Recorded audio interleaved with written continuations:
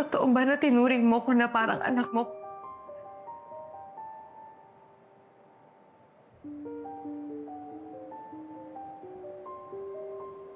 No.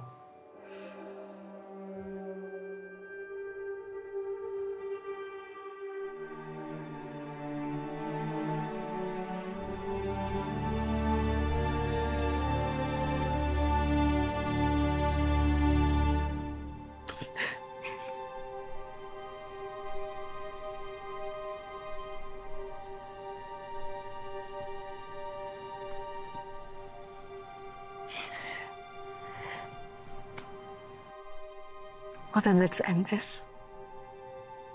Let's end this contest. Let's end this entire nonsense, Miss Vian. You're quitting? No.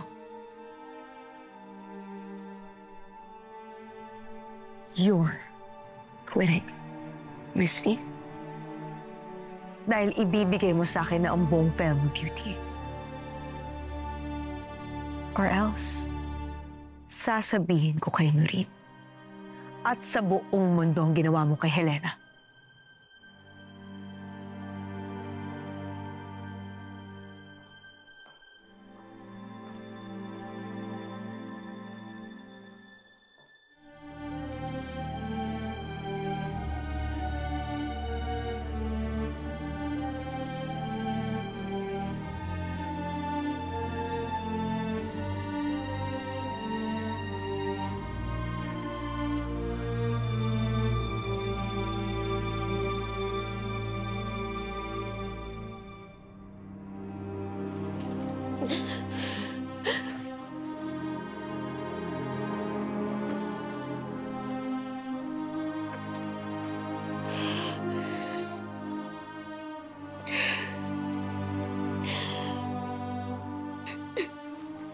Don't you remember?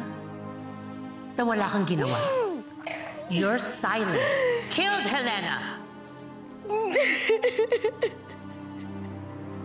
Gusto mo siyang mamatay so that you can get ahead. Dahil sa'yo kaya namatay si Helena.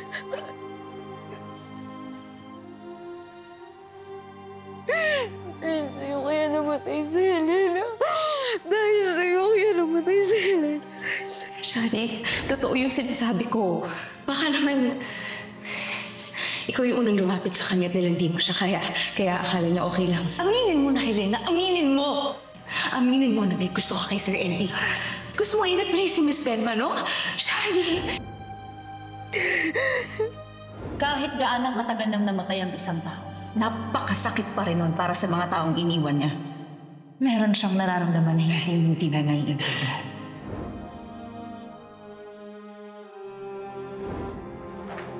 What?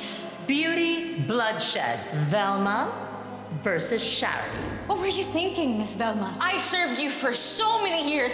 I was loyal and faithful to you. Tapos ito yung babayad niyo sa akin? Ang gawin akong kalaban? Totoo ba na tinuring mo ko na parang anak mo? No.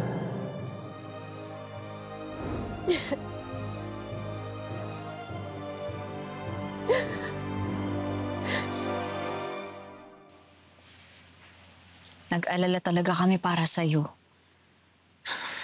Akala ko totoong patay ka na. Akala ko wala na akong chance na mag-sorry sa'yo. Kasi tinago namin ni Tatay Chief yung mga plano ko. Okay na yun. Okay ka lang ba talaga? Oo, wala. Galos lang to. Tsaka, medyo nabingi lang ng konti. Buhay pa naman. Siguro may rason kung bakit buhay pa ako. Siguro nga may rason kung bakit hindi ako namatay.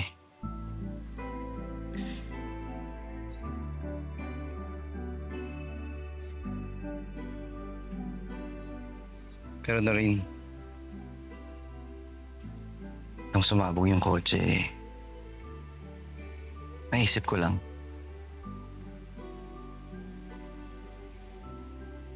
paano kung hindi ko na nasabi sa'yo? Paano kung namatay talaga ako? hindi ko na lang masasabi sa'yo. Mamahalaga ka sa akin.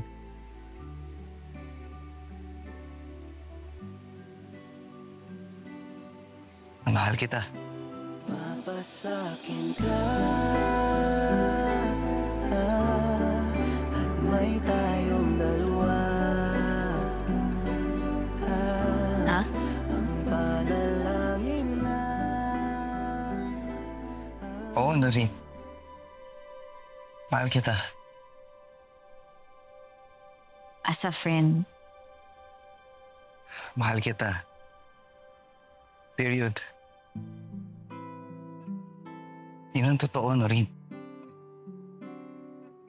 Matagal na.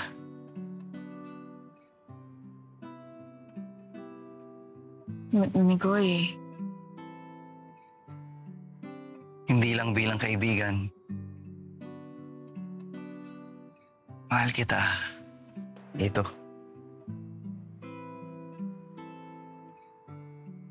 Pagkatapos nung nangyari sa akin, na-realize ko lang na sandali lang yung buhay. Hindi natin alam kung anong pwede mangyari bukas. Kaya hindi ko na dapat patagalin pa na sabihin sa'yo kung ano yung totoong nararamdaman ko. Noreen, mahal na mahal kita. Mapasakin ka.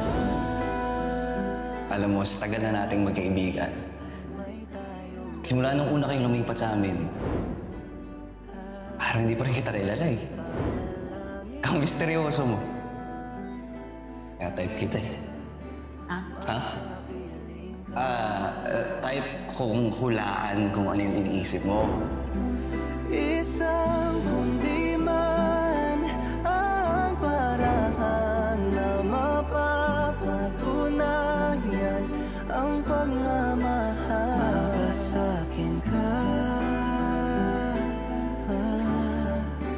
Mapasakin ka. Migoy, hindi ko alam ang isasagot ko.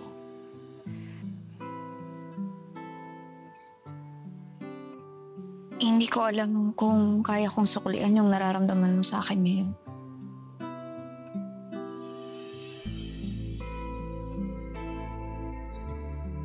Hindi mo kailangan sumagot ngayon. Alam ko marami ka pang hinaharap na mga pagsubok. Dito lang ako para sa'yo. Maghihintay ako. Mapasakin ka at may tayong dalawa. Ang panalangin ay makapiling ka. Isang kundi man ang paraan na mapapatunayan ang pagmamahal. Mapasakin ka. Mapasakin ka.